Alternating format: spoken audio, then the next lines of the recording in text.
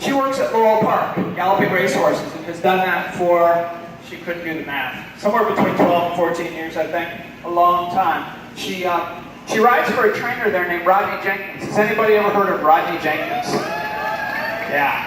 Rodney Jenkins was probably the greatest show hunter and show jumper rider of all time. He also rode the greatest show jumper of all time, undoubtedly, whose name was Isla Dice, who was a cheap claim racehorse from Charlestown Racetrack before he became the greatest show jumper in the world and won Grand Prix show jumping competitions at the age of 21.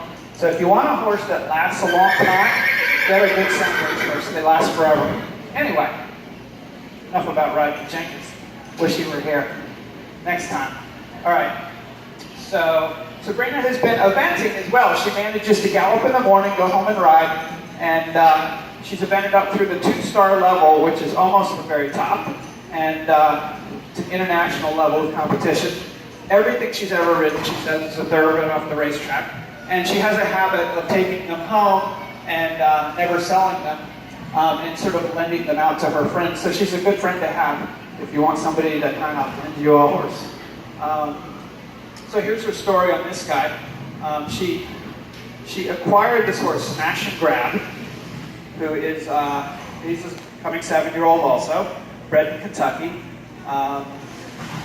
She acquired him because he was big and broken, she said. This horse was not even in her barn. It was trained by Damon Dilladovicio, and the horse had an accident, had an injury. And the injury was fractured sesamoid, and the suspensory ligament that goes over it was also damaged. She took the horse and sent it for surgery. It had 2 surgeries. It had 6 months of stall rest after its last race. Whew. Easy way. And that was in the spring of 2015.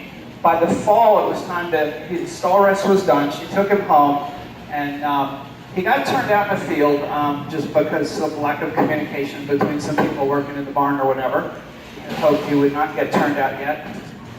He ran, and he broke his splint bone, which isn't a very important bone, but it's a fracture that has to heal.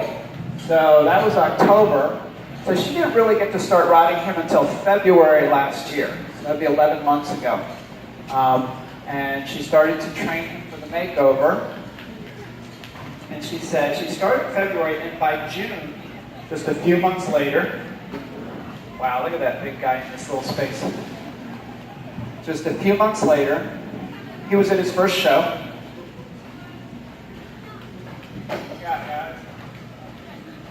And in July, he was at his first recognized horse trials at the beginner novice level. He's now, I believe, at training level with a big future. Wow, look at that. He got right to the base of that oxer with his big body, and was really quick to get his front legs out of the way.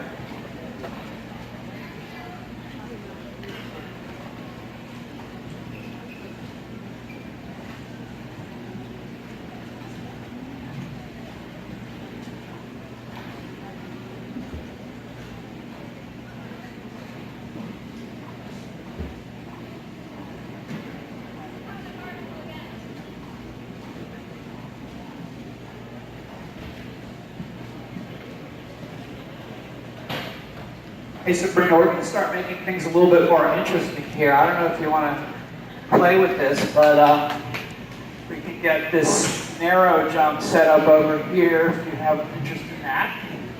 And in eventing, you know, they got to be really accurate. And you don't do this in the beginning, but you start making the jumps narrow, you start making them wide, you start making distances and turns and things that require real adjustability. Old-fashioned 3-day eventing was mostly about bravery. They gallop over these big crazy things.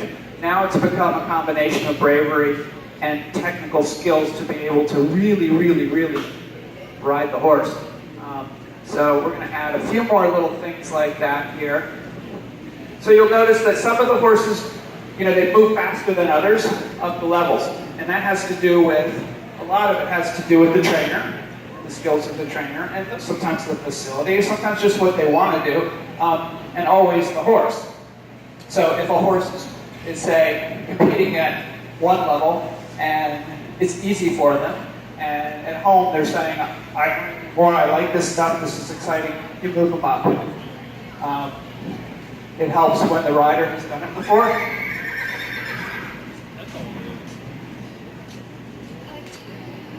We're going to go up to that already? That's good. Yeah, do it. Now go for it. Yeah. So if we need to, we'll make some adjustments here. And while she's doing that, the other one of you can make that a narrow as well.